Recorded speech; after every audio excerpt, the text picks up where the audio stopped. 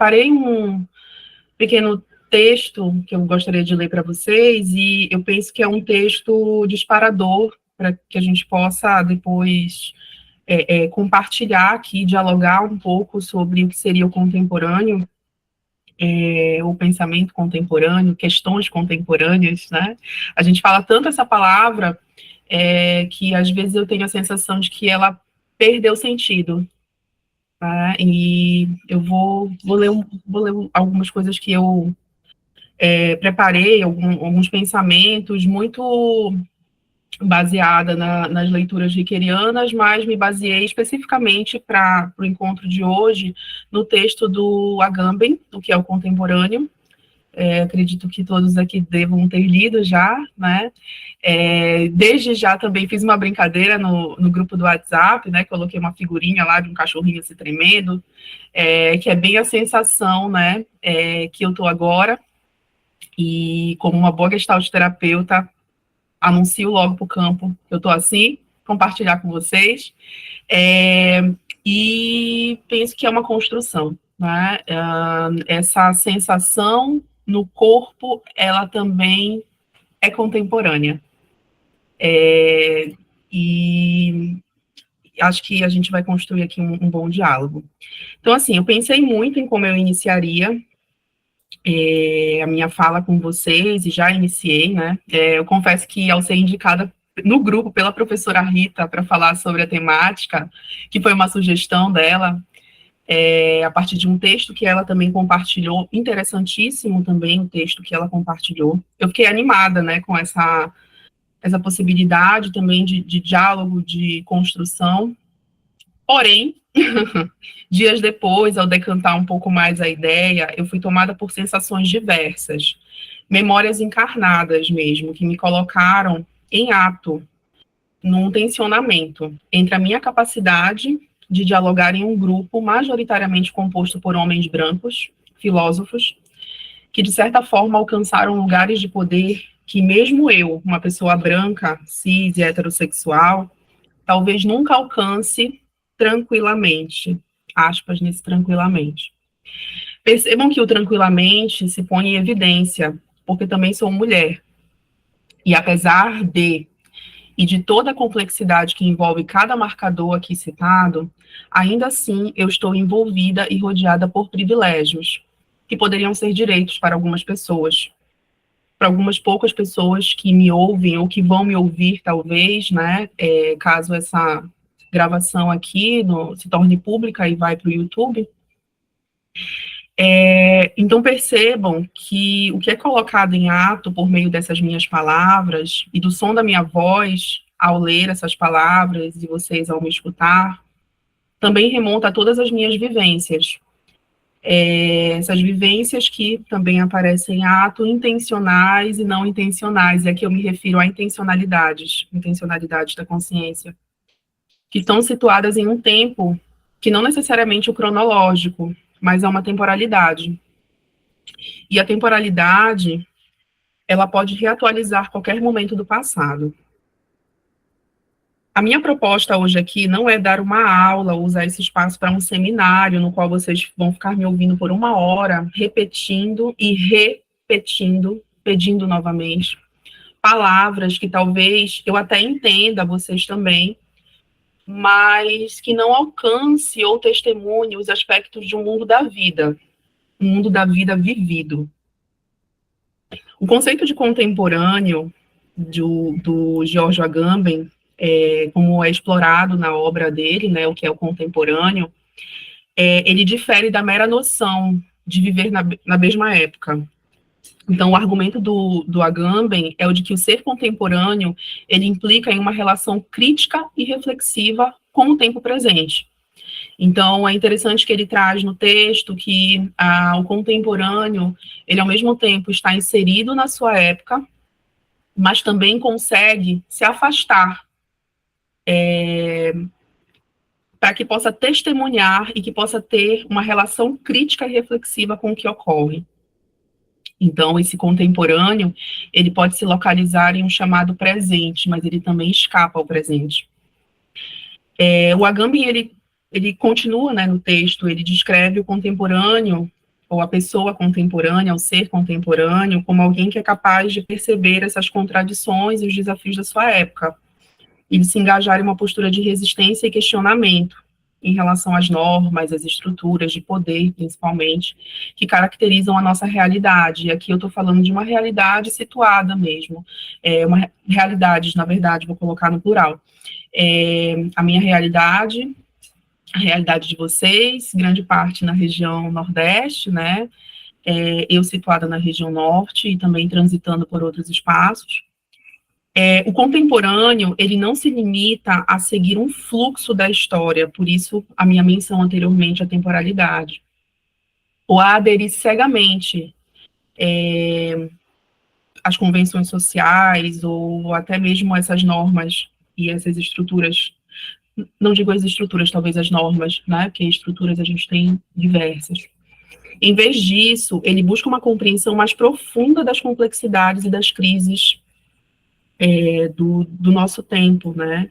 E aqui, além de situada de maneira territorial, né, geográfica, enquanto corpo também, como mencionei no início da minha fala, me coloco aqui também como, aqui no grupo, eu já mencionei isso algumas vezes, como uma pessoa, uma mulher, né? Não sou filósofa, sou psicóloga, então a minha compreensão dos textos filosóficos ela perpassa também uma ideia do que se é vivido, né, do que se é vivido, do que se é costurado por meio das relações, não só das relações do presente, mas como o passado e o futuro, eles acompanham esse presente, né?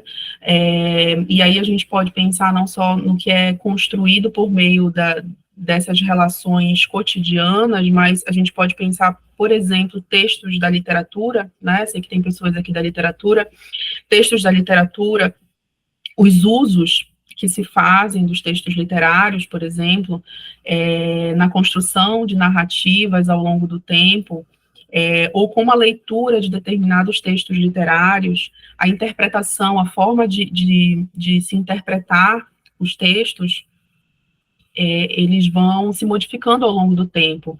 E será que a gente tem acompanhado, de fato, essas transformações com o tempo? Ou, academicamente, também, a gente tem se colocado numa postura de reprodução daquilo que uma biografia traz consigo, né?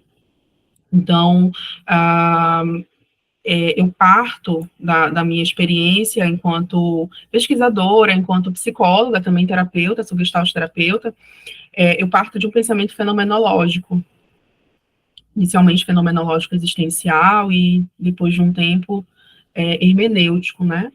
Então, o conhecimento vai sempre ser produto das interações, né? Então, quando a gente fala dentro desse pensamento fenomenológico, ou dentro de um lugar da psicologia, por exemplo, né?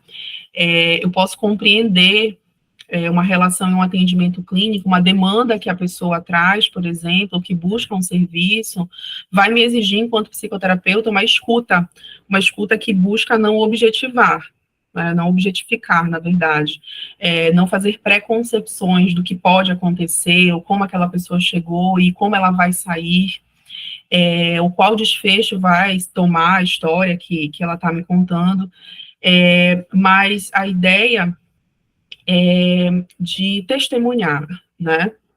Entendendo que essa relação que se constrói, ela se constrói por meio de textos, que talvez não sejam os textos literários que eu citei anteriormente, mas que são textos e que são obras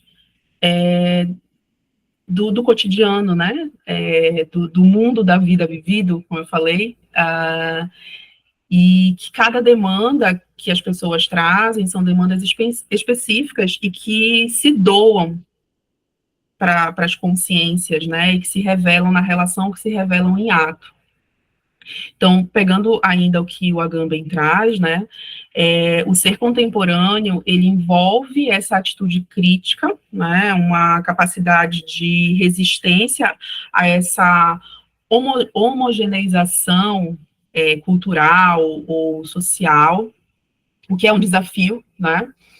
Ao conformismo, e também traz um compromisso com essa compreensão das dinâmicas que moldam e que perpassam o nosso mundo atual, falando, por exemplo, do século XXI, né? Assim, em resumo, quando a gente fala do ser contemporâneo, a gente está falando também de uma questão de consciência e de engajamento político, ético e político, né, em relação ao tempo presente.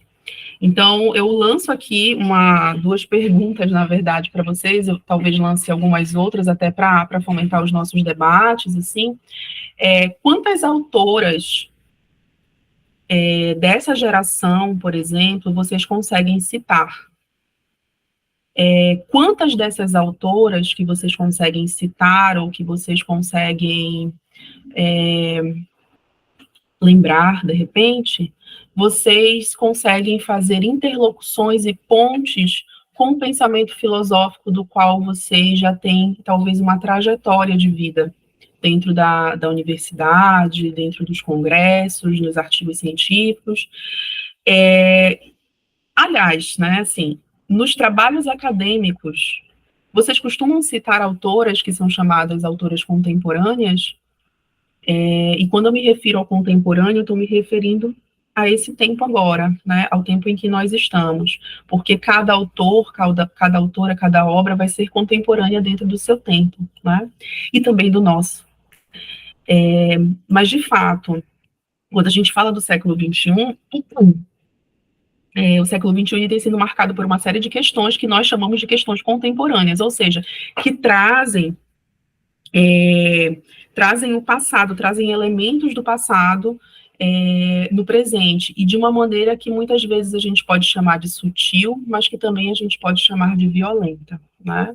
E aí eu vou citar algumas dessas que eu elenquei aqui, porque são questões que são complexas e desafiadoras, né? Mas que, se a gente para observar, se a gente para meditar sobre essas questões, a gente consegue perceber o quanto que elas ditam os modos de produção de subjetividade, de coletividades também, e que, por outro lado, fomentam debates e resistências também, que são importantes, né? Então, moldam a política, as formas de política, né? A sociedade, a cultura, a transformação na cultura que a gente tem visto, né? Também com o avanço cada vez maior, mais rápido e agressivo, muitas vezes, da internet, das redes sociais, né, e que, apesar da gente dizer que são coisas novas, né, são novos acontecimentos, novas questões, mas se a gente para observar bem cuidadosamente, o passado, ele sempre está presente no hoje, né? E esse passado presente no hoje, ele vai nos ajudar a entender a relação entre os diferentes tempos, né? Então, a gente pode pensar, por exemplo, nas mudanças climáticas, né? Que a gente tem falado tanto e, de fato, não só falado, mas sentido na pele, literalmente, né? E acompanhado notícias, as mudanças climáticas, o aquecimento global, né, que são essas questões críticas com impactos que são significativos no meio ambiente, na economia e na qualidade de vida, principalmente, né, a tecnologia, as tecnologias, na verdade, né, são marcadores de questões contemporâneas também, quando a gente fala de século XXI, a desigualdade econômica, quando a gente pensa não só na disparidade econômica, mas quando a gente pensa nas disputas também que são criadas, que são fomentadas e que não são de hoje apenas, elas são mecanismos estratégias, na verdade, que foram sendo construídas ao longo do tempo, que foram capacitadas, inclusive, ao longo do tempo, e que levam as discussões que a gente tem, as várias discussões que a gente tem, por exemplo, e que aparecem também, não só nas mídias, mas aparecem, por exemplo, falando da psicologia, aparecem dentro dos consultórios, aparece nos serviços de saúde pública, no interior do Brasil, quando a gente quando a gente faz visitas para atendimento de pessoas, aparece dentro de sala de aula, aparece talvez na relação que vocês possam ter, por exemplo, com os orientandos de vocês, né, ou das temáticas das teses e dissertações. Então, isso nos leva a uma discussão não só sobre a distribuição de renda, mas também o acesso às oportunidades, a própria questão da justiça social, né?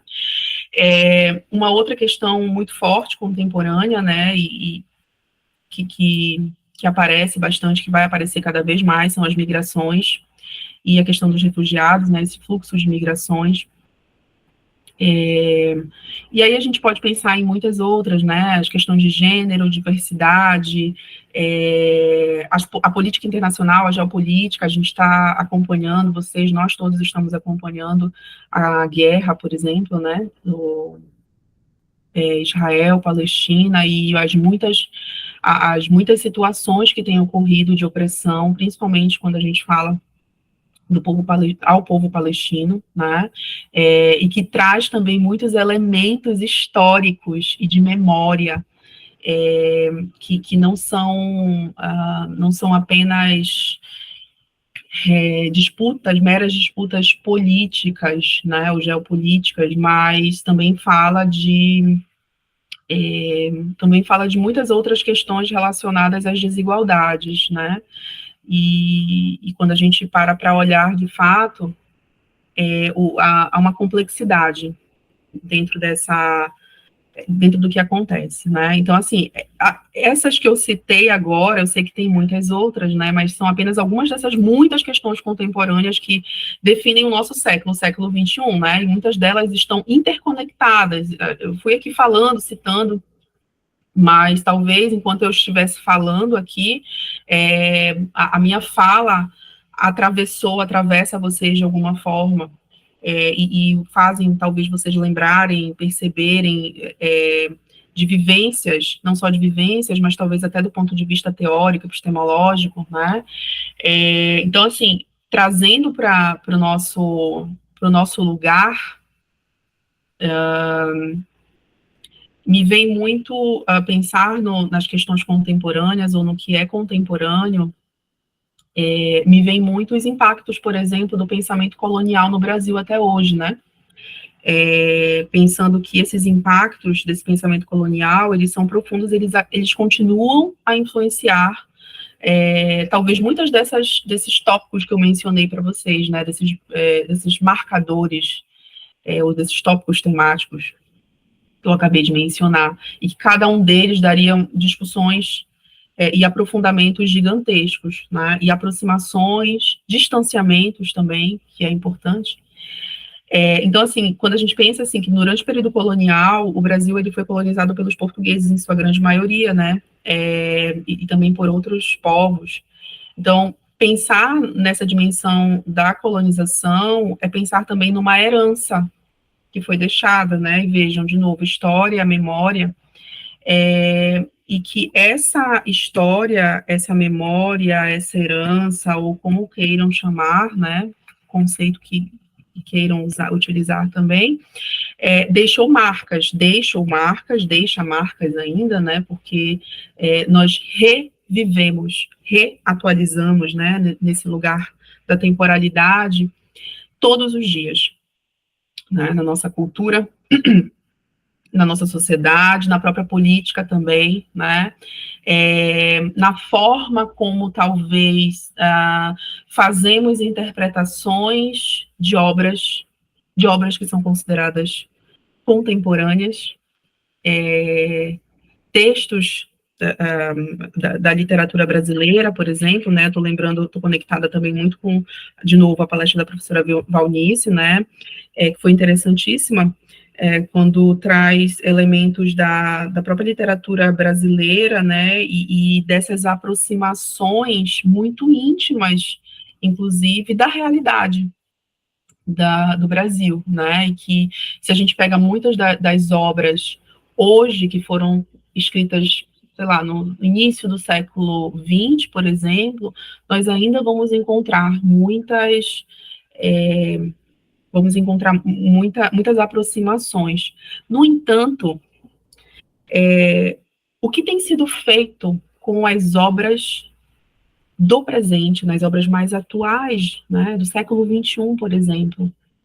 Então, quando a gente pensa quando eu penso, na verdade, né, trazendo aqui para vocês, até para a gente pensar em outras dimensões também, já que trouxe o pensamento colonial, né, que ainda perpassa as estruturas de poder no Brasil, e não vou ser ingênua aqui de achar que não vão ficar por muito mais tempo, porque provavelmente sim, né? E alguns impactos que ficam muito marcados, né, e que talvez não, apareçam no que a gente chama de questões contemporâneas, e que talvez, e aí eu estendo também esse convite para vocês, filósofos, filósofas, pessoas da literatura, né, professores, professoras da literatura, das ciências sociais, de olhar para isso, né, assim, olhar no sentido de estudamos um autor, o que temos em comum também, né, estudamos um autor que é branco, europeu, cis, não sei se hétero, né, não, não sei, mas vou arriscar, né, heterossexual, e o quanto o quanto dessas questões aparecem também nas suas obras, né? Apesar da gente saber que o Paul Ricoeur, por exemplo, ele tem uma diversidade, né, de contato e de desenvolvimento e aprofundamento com muitos autores, né? Então há uma diversidade de autores com qual ele dialoga. Então, isso dá uma possibilidade de trabalhar com a teoria riqueriana em várias dimensões, em vários aspectos, né? E de também tomar um cuidado quando a gente se propõe a fazer isso, porque a gente precisa também se situar, né? De onde estamos falando, de qual lugar nós estamos falando e o que temos ao nosso redor. Então, fazendo essa ponte com esses impactos, né, dessas questões, desse pensamento colonial também, que é o que eu estou trazendo para fazer essa articulação com o contemporâneo, alguns desses impactos a gente pode ver no racismo, trago o racismo, mas também trago a branquitude, que, que é uma herança muito forte desse sistema colonial que ainda é muito presente, inclusive até no que nós escolhemos ou quem nós escolhemos, né? Assim, não estou aqui para julgar e condenar as escolhas, mas a minha proposta hoje é da gente refletir também, né? Dos usos que nós fazemos do que chamamos de contemporâneo. Se formos pegar, por exemplo, a teoria ricoeuriana, né, pegar os livros mesmo como o outro, percurso do reconhecimento, discurso da ação, por exemplo, interpretações de ideologias, inúmeras obras do Paul Ricoeur, a gente pode arriscar a dizer que Paul Ricoeur é um pensador contemporâneo, né? No entanto, quando a gente lida com a obra de um autor, né, em geral, a gente pode dizer que o autor morre, né? E aí se toma tomamos esse lugar, tomar no sentido de interpretar, né? Interpretar a partir daquilo que temos enquanto história de vida, enquanto conhecimento intelectual, enfim, desta obra, né? E também como uma responsabilidade do que fazemos com essa obra, do que escolhemos e como escolhemos, né? De que forma a gente, inclusive, explora ou faz uso da obra para explorar outras temáticas também que atravessam as nossas vivências, né? Então, lidar com essas questões contemporâneas, é um desafio, né, quando a gente pensa também que lidar com questões contemporâneas é lidar com a presença constante de conflitos, né, de conflitos, de acesso, de lembrar, né, de trazer essa memória, ou muitas vezes de tentar mascarar essa memória e talvez não seja mais contemporâneo, né? Tem uma frase que eu destaquei do texto do Agamben que diz assim, que entre o arcaico e o moderno há um compromisso secreto, né?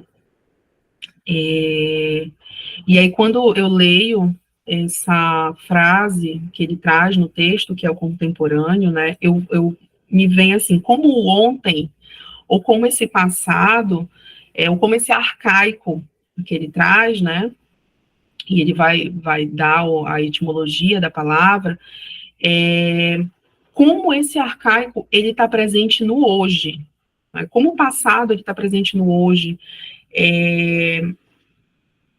até quando ele diz, né, que a chave do moderno está inscrito no imemorial. Então, o contemporâneo seria fazer uma espécie de arqueologia entre esse ontem e o hoje, e que também tem uma projeção para o futuro, né? Quando eu leio isso e me escuto também falando, é quase que como uma previsão, né? Então, quando a gente fala dessa temporalidade, né? Ou não da temporalidade, mas do tempo em si, que está muito ligado ao contemporâneo, né? De que tempo estamos falando, e não me atento, por exemplo, ao tempo kairos, ou à temporalidade, ou me ligo apenas a esse tempo cronológico, histórico, talvez, né? Eu corro o risco de criar uma cisão com a realidade, né? Então, e essa cisão ela vai gerando uma descontinuidade que se segue, né? Que vai seguindo e que perpassa talvez tudo isso que eu tenho elaborado aqui agora nesse texto e trazendo aqui para vocês. Um outro ponto de destaque que eu quero deixar aqui, depois para a gente abrir para o diálogo, né, em que ele diz assim, que o contemporâneo, ele fratura as vértebras do seu tempo, né? Então, o tempo como uma grande coluna vertebral, talvez, mas que não se liga a uma linearidade, né? Essa fratura, ela também pode estar ligada a esse compromisso de um encontro, né? Um encontro entre as gerações, uma, uma possibilidade, talvez, de diálogo, né? Quando eu pergunto para vocês quais são os autores, as autoras contemporâneas ou desse tempo agora, né, que vocês conhecem, eu também tô me referindo às escolhas, né, as escolhas que nós fazemos. E para fechar essa primeira parte, talvez, né, que quero ouvir também, eu gostaria, né, de ler aqui para vocês uma poesia que se chama, que é de uma mulher, uma pensadora contemporânea, se chama Vozes Mulheres, e ela diz assim: a voz da minha bisavó ecoou criança, nos porões do navio, ecoou lamentos de uma infância perdida. A voz da minha avó ecoou obediência aos brancos donos de tudo. A voz de minha mãe ecoou baixinho, Ecoou baixinho revolta, no fundo das cozinhas alheias, debaixo das trouxas. Roupagens sujas dos brancos, pelo caminho empoeirado rumo à favela. A minha voz ainda ecoa versos perplexos, com rimas de sangue e fome. A voz de minha filha recolhe todas as nossas vozes. Recolhe em si as vozes mudas caladas, engasgadas na garganta, ou nas gargantas. A voz de minha filha recolhe em si a fala e o ato, o ontem, o hoje, o agora. Na voz de minha filha se fará ouvir a ressonância, o eco da vida-liberdade. Essa é uma poesia da Conceição Evaristo. E a Conceição Evaristo é uma grande pensadora, grande filósofa contemporânea, grande pensadora, grande escritora, poetisa mineira, né? E que aqui nessa poesia, ela me parece, né, assim, fazer isso, talvez, que o Agamben traz no texto, né, que é essa,